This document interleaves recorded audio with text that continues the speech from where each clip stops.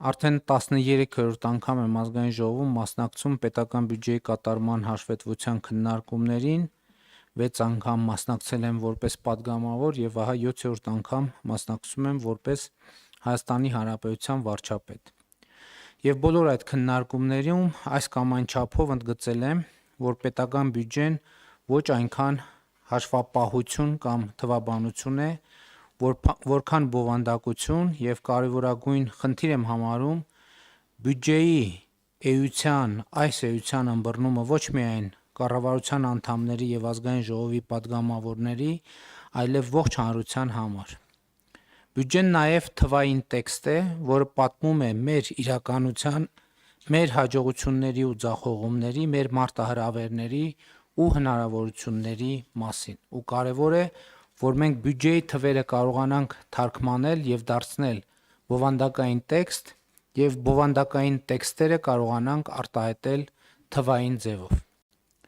2024 թվականի պետական բյուջեի եկամուտները կազմել են 2 տրիլիոն 579 միլիարդ 200 միլիոն դրամ։ Սա նշանակում է, որ մենք բոլորս մեր աշխատանքով այսքան գումար ենք տվել, բերել, փոխանցել պետական բյուջե, որը մեր երկրի ընտանեկան բյուջեն է։ Այս թիվը արտահայտում է մեր բոլորի աշխատանքի արդյունքը։ Վարչապետ, կառավարություն, ազգային ժողով, կառավարությանը ենթակա մարմիններ, բայց նաև քաղաքացիներ, խոսքը բոլոր առանց բացառության բոլոր քաղաքացիների մասին է։ 2024 թվականին նրանց մի մասը չի աշխատել, մյուս մասը աշխատել է։ Իդեպ ասեմ, որ 2024 թվականի նոյեմբերին Հայաստանի Հանրապետության բոլոր ժամանակների գրանցված եւ աշխատավարձով ապահովված աշխատատեղերի բացարձակ ռեկորդ է սահմանվել։ 2024 թվականի նոյեմբերին գրանցվել է 782.832 աշխատատեղ, որը 192.613-ով կամ 32%-ով ավել է 2018 թվականի նոյեմբերի ցուցանիշից։ Այս տարվա ապրիլին, սակայն, արդեն գրանցվել է աշխատավարձերով ապահովված աշխատատեղերի նոր պատմական ռեկորդ՝ 783.547, որը 2018 թվականի ապրիլի նկատմամբ ավել է 242.119-ով կամ 44.7%-ով։ Այսինքն այս պահին արդեն լիարժեք ամփոփված մեր վերջին տվյալն է սա։ Մայիսի տվյալները դեռ ամփոփված չեն։ Այսինքն 2018 թվականի հեղափոխությունից հետո Հայաստանում ստեղծվել է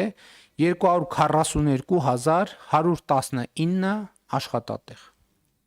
Ընդ որում աշխատավարձով ապահովված եւ կարեւոր եմ համարում ասել, որ ես գիտեմ, որ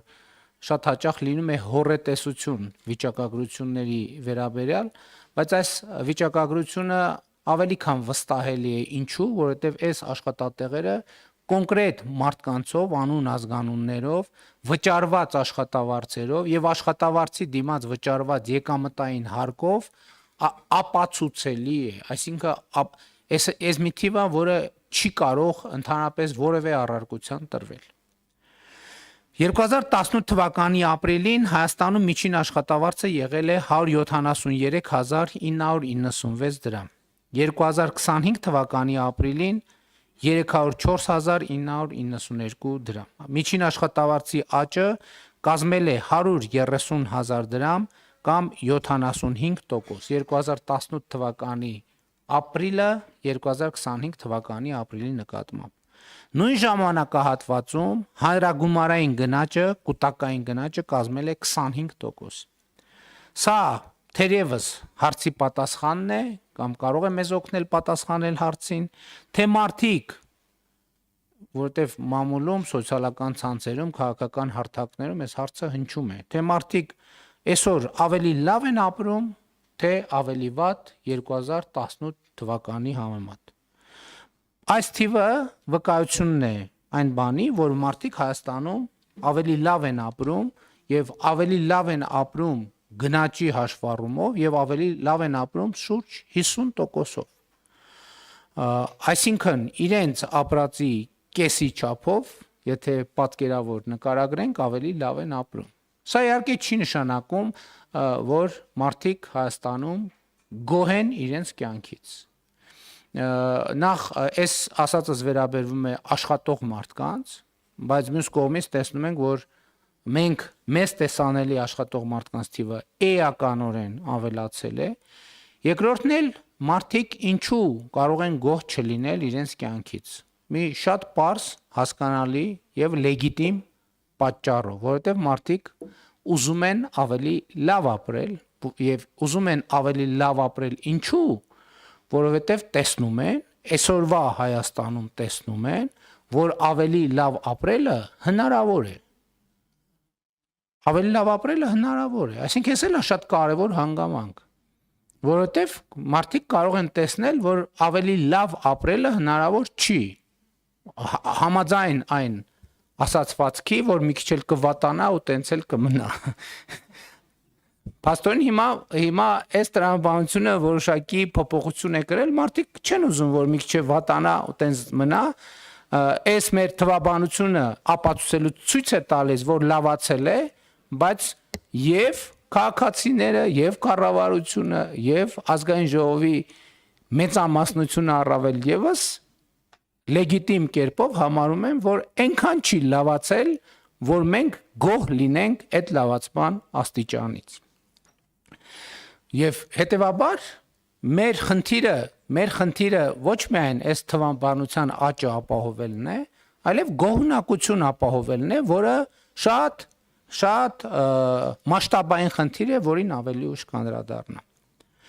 Բայց ուզում եմ ընդգծել նաև մի փոքր առաջ անցնելով, որ այդ գոհունակության ընկալումը շատ ուղիղ կապ ունի պետական բյուջեի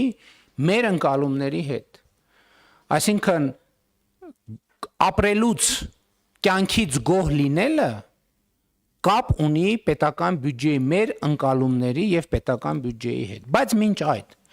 մեկ ուրիշ թիվ էլ մեջբերեմ։ 2025 թվականի ապրիլի ընդհանուր բոլոր աշխատողների աշխատավարձի ֆոնդը համախառն կազմել է 238 միլիարդ 975 միլիոն դրամ։ 2025 թվականի ապրիլին 238 միլիարդ 975 միլիոն դրամ։ 2018 թվականի ապրիլին, խնդրում եմ թվերին ուշադրություն դարձրեք, 94 միլիարդ 206 միլիոն դրամ։ Սա կրկնում եմ բոլոր աշխատողների, բոլոր գրանցված աշխատավարձն է եւ այս թիվը 2025 թվականի ապրիլին 2018 թվականի ապրիլի նկատմամբ աճել է 144 միլիարդ դրամով կամ խնդրում եմ ուշադրություն 153%-ով։ Այսինքն Հայաստանի Հանրապետությունում գրանցված աշխատավարձային ֆոնդը 2025 թվականի ապրիլի դրությամբ ավելի քան կրկնապատկվել է 2.5 անգամ ավելացել է 2018 թվականի ապրիլի համեմատ։ Այս թիվը դժվար է նույնիսկ մեկնաբանել։ Ես օրինակ մտածում եմ ինչ մեկնաբանեմ, ինչ մեկնաբանություն տամ ես այս թվին, այս տարբերությունը շատի ու քչի մասին չի ամենևին, որովհետև սա մի դեպք չի, որ ասենք տեսեք այն ժամանակ քիչ է եղել, հիմա շատ է։ Սա տարբերությունը պետության եւ չպետության միջև։ Մենք չենք կարող այս թվերը համեմատել, ասել գիտեք, տեսեք թիվը այն ժամանակ ինչքան քիչ է եղել, հիմա ինչքան շատ է, որովհետև սա այդ կատեգորիայի եւ այդ հարթության մասին չի։ Սա պետության ու չպետության մասին է։ Վերադառնալով 238 միլիարդ 975 միլիոն դրամ աշխատավարձի ֆոնդին, չեմ ժխտի, որ այստեղ մտնում են թե այն մարդկանց աշխատավարձերը, ովքեր ստանում են 3-ից 4 միլիոն կամ նույնիսկ ավել աշխատավարձ, թե այն մարդկանց աշխատավարձերը, ովքեր ստանում են 80,000 դրամ աշխատավարձ։ Նաև նրանցը, ովքեր աշխատում են կես կամ 1/4 դրույքով եւ ստանում են ասենք ավելի քիչ։ Այսինքն այս բոլոր աշխատավարձերի հարագումարն է։ Եվ այս կապակցությամբ պիտի անեմ մի հայտարարություն, որը չեմ բացառում, որ կդառնա, ինչպես ասում են, աղմկոտ։ Իսկ հայտարարությունը հետևյալն է. բարձր աշխատավարձ հիմնականում Մոտավորապես հայտարարությունը հետևյալն է. բարձր աշխատավարձ հիմնականում 80-90%-ով ստանում են նրանք, ովքեր մրցունակ կրթություն են ստացել։ Ցածր աշխատավարձ մոտավորապես 80-90%-ով ստանում են նրանք, ովքեր չեն ստացել մրցունակ կրթություն։ Ինչու եմ ասում 80-90 եւ ոչ 100%, որովհետեւ մեծ է հավանականությունը կամ կա հավանականություն, որ 10-20%-ը կարող են բարձր աշխատավարձ ստանալ ոչ թե կրթության, այլ ուրիշ գործոնների հաշվին։ Եվ 10-20%-ը կարող են ցածր աշխատավարձ ստանալ ոչ թե ոչ մրցունակ կրթության, այլ ուրիշ գործոնների պատճառով։ Ներառյալ անարդարությունը,